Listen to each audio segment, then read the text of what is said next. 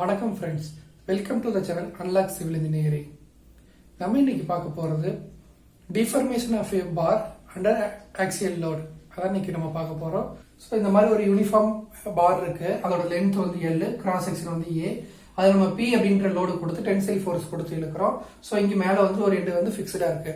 So அந்த Pன்ற load கொடுக்கும்பொழுது அது என்ன ஆகுதுன்னா ஒரு எலாங்கேட் ஆகுது. எவ்வளவு தூரம் எலாங்கேட் ஆகுதுன்னா அந்த எலாங்கேஷன் தான் வந்து டெல்டா. அந்த வித்தின் எலாஸ்டிக் லிமிட் கூட இந்த லோடு இருந்துச்சு அப்படின்னா stress is directly proportional to strain. அப்படிதானா? ஸோ இப்போ stress equal to modulus of elasticity into strain.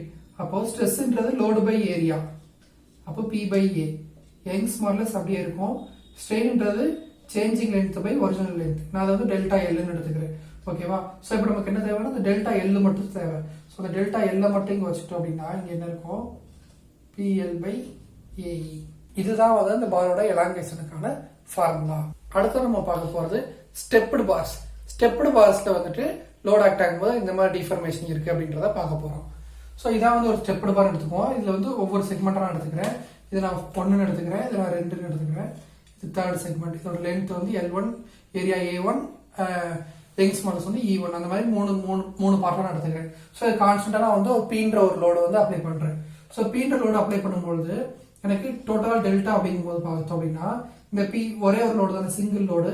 So P constant எடுத்துக்கிறேன். L1 by A1 E1 plus L2 by A2 E2 plus L3 by A3 E3. இதான் வந்து total deformation. ஓகேவா? இதுல வந்து நமக்கு single இந்த ஒரு எலமெண்ட் மட்டும் எவ்வளவு டிஃபார்ம் ஆகுது தெரியுமா? P இன்ட்டு இந்த பார்ட். ரெண்டாவது எலமெண்ட் மட்டும் வேணா P இன்ட்டு இந்த பார்ட். மூணாவது எலமெண்ட் மட்டும் வேணா P இன்ட்டு இந்த பார்ட். ஸோ அப்போ இந்த மூணுத்துக்கும் தனித்தனியே எவ்வளவு டிஃபர்மேஷன் இருக்கோ அதுதான் வந்து அதோட சம்மேஷன் தான் வந்து நமக்கு என்னது ஓவரால் டிஃபர்மேஷன்ஸ். இப்போ வந்து எனக்கு ஒரே ஒரு லோடு இருந்ததுனால அப்படி போட்டுட்டேன். இப்போ எனக்கு வேற லோடு இருக்கு. சப்போஸ் நான் இதை வந்து இதை P3ன்னு வச்சுக்கிறேன். இங்க P2 இருக்கு, இங்க P1 இருக்கு.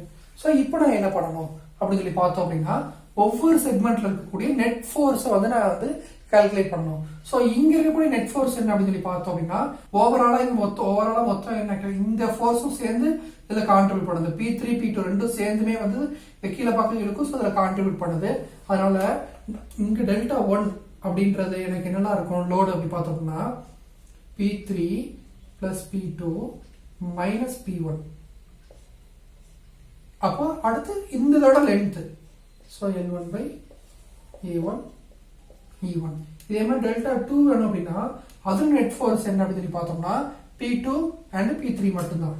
So P2 plus P3 into L2 divide by A2 E2.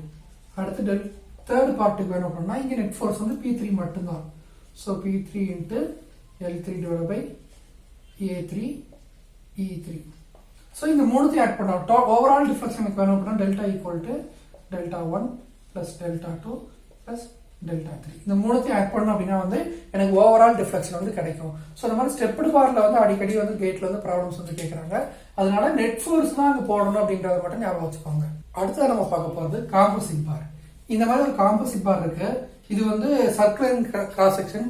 Circle மாதிரி இருந்தாலும் ஒரு சர்க்கிள் அசீவ் பண்ணிக்கோங்க. ஸோ இது வந்து நான் டாப் வியூல வரைஞ்சிருக்கேன். இது வந்து கிராஸ் செக்ஷன் வியூ. ஸோ நான் இங்கே வந்து ஒரு கம்ப்ரசிவ் ஃபோர்ஸ் Pன்ற ஒரு கம்ப்ரசிவ் ஃபோர்ஸ் கொடுக்குறேன். அதோட லென்த் வந்து L. ஸோ இதுல வந்து எப்படி உங்களுக்கு டிஃபர்மேஷன் இருக்கும் அப்படின்னு பார்த்தோம் அப்படின்னா delta equal to PL. Length எடுத்து சேம்னால ஒரே L. ஸோ இங்க என்ன பண்ணணும்? A1 E1 plus A2 E2. இதான் வந்து டோட்டல் டிஃபர்மேஷன் அப்படின்றது. ஸோ அப்போ எனக்கு என்ன தெரியும்? இப்போ இந்த காம்போசிட் பார்ல இது ஒரு மெட்டீரியல், இது ஒரு மெட்டீரியல்.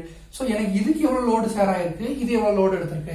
ஏன்னா ரெண்டுமே வந்து சேம் மெட்டீரியல் கிடையாது, சேம் எலாஸ்டிக் ப்ராப்பர்ட்டி கிடையாது. அப்போ கண்டிப்பா லோடு வந்து ஷேர் பண்றது டிஃபரெண்டா இருக்கணும். அப்போ லோடு ஷேர் பை 1, இது வந்து 1ன்னு வச்சுக்கிறோம். இது வந்து நான் 2ன்னு வச்சுக்கிறேன். ஸோ லோடு ஷேர் பை 1, இந்த total compressive force P into எதுக்கு பார்க்குறோம்? ஃபர்ஸ்ட் இதுக்கு பார்க்குறோம் divide by A1 E1 plus A2 E2. இதான் வந்து லோடு ஷேர் பை அந்த பர்டிகுலர் மெட்டீரியல். அப்போ இன்னொரு மெட்டீரியல் எப்படி பார்த்தோம்னா லோடு ஷேர் பை இதே லோடு ஷேர் பை செகண்ட் இது பார்த்தோம் அப்படின்னா P இன்ட்டு மீதி இருக்கிறது A2 E2 divide by A1 E1 plus A2 E2. So இவ்வளோதான். அப்போ நம்ம வந்து காம்போசிட் பார்ல எந்த செக்ஷன் எவ்வளவு லோடு எடுத்திருக்குன்னு வேணும் அப்படின்னா இப்படி பண்ணணும். ஓவரால் டிஃப்ளெக்ஷன் வேணும் அப்படின்னா நமக்கு இது பண்ணணும். அடுத்ததான் நம்ம பார்க்க போறது இந்த மாதிரி டேப்பரிங் செக்ஷன். டேப்பரா இருக்கக்கூடிய செக்ஷன்ல வந்து எலாங்கேஷனுக்கு ஃபார்முலா என்ன அப்படின்ற மாதிரி பார்க்க போறோம். ஃபர்ஸ்ட் நம்ம வந்து பார்க்க போறது சர்க்குலர் டேப்பரிங் செக்ஷன். ஸோ இதான் டேப்பர் செக்ஷன். பெரிய டயாமீட்டர் டி, சின்ன டயாமீட்டர் ஸ்மால் டி, அண்ட் இதுக்கு வந்து ஒரு tensile force P tensile force கொடுத்துருக்கிறேன். அது லென்த் இனிஷியல் லென்த் வந்து எல்ன்னு இருக்கு. ஓகேவா? இதுக்கு நான் ஃபார்முலா பார்த்தோம் அப்படின்னா பி டிவைட் பை எல். அப்போ இந்த இதுக்கு இ அப்படி இருக்கு. ஏரியா போடணும். ஸோ ஏரியா வந்து என்னது pi by 4 capital D into small d taper section area. So இதான் வந்து சர்க்குலர் டேப்பர் செக்ஷனுக்கான எலாங்கேஷனுக்கான ஃபார்முலா டெல்டா. ஸோ அடுத்து வந்து என்ன பார்க்க போறோம் ரெக்டாங்குலர் செக்ஷன். இந்த ரெக்டாங்குலர் செக்ஷன்ல திக்னஸ் வந்து கான்ஸ்டன்டா வச்சுக்கிறேன். பி மட்டும் அதாவது இந்த பிரெத் மட்டும் என்ன ஆகுது கொஞ்சம் கொஞ்சமாக குறைஞ்சிக்கிட்டே வருது. ஸோ இது லென்த். ஓகேவா? அப்போ எல் லென்த் இருக்கு. லென்த் வந்து நான் எல் வச்சுக்கிறேன். லோடு இங்கே tensile force P. So P into L divided by Young's modulus C என்ன எடுத்துக்கிறேன். மீதி நான் போட வேண்டியது ஏரியா. ஸோ அது ஏரியான்னு பார்த்தோம்னா thickness constant t into capital B minus small b into log to the base e capital B divided by small b. So இதான் வந்து இந்த மாதிரி டேப்பர்ட் ரெக்டாங்குலர் செக்ஷனுக்கான எலாங்கேஷனுக்கான ஃபார்முலா. அடுத்து நம்ம பார்க்க போறது deformation of the bar due to self weight. அதாவது செல்ஃப் வெயிட்னாலேயே எவ்வளவு தூரம் எலாங்கேட் ஆகுது அப்படின்றத பார்க்க போறோம். ஸோ இந்த மாதிரி நான் ஒரு பார் வந்து ஹேங் பண்ணி வச்சிருக்கேன். இங்க ஒரு இடத்துல ஃபிக்ஸ்டா இருக்கு, இன்னொரு ஃப்ரீயா இருக்கு, எந்த விதமான லோடு அப்ளை பண்ணல. ஸோ ஒரு செல்ஃப் வெயிட்னால கொஞ்சம் எலாங்கேஷன் இருக்கும். ஸோ அந்த எலாங்கேஷன் எவ்வளவு இருக்கும் அப்படின்னு சொல்லி பார்த்தோம் அப்படின்னா டெல்டா ஈக்குவல் டு காமா அதோட unit weight into L square divided by 2e. காமான்றது இந்த மெட்டீரியலோட யூனிட் வெயிட், எல்ன்றது லென்த், ஈன்றது யங்ஸ் மாடுலஸ். ஓகேவா? இல்ல எனக்கு வந்து இதோட வெயிட் தான் எனக்கு தெரியும், ஓவரால் இந்த ராடோட வெயிட் தான் எனக்கு தெரியும் அப்படின்னு சொல்லி பார்த்தோம் அப்படின்னா WL by 2AE ரெண்டும் சேம் தான். ஓகேவா? இதான் வந்து ஒரு uniform rod, uniform cross section இருக்கக்கூடிய ஒரு ராடுக்கான ஃபார்முலா. ஸோ ஒருவேளை கோனிக்கல் ராடா இருந்துச்சுன்னா அது இந்த மாதிரி ஒருவேளை இந்த மாதிரி ஒரு கோனிக்கல் ராடா இருந்துச்சு அப்படின்னா இதோட செல்ஃப் வெயிட்னால என்ன இருக்கும் அப்படின்னு சொல்லி பார்த்தோம் அப்படின்னா gamma L square divided by 6e.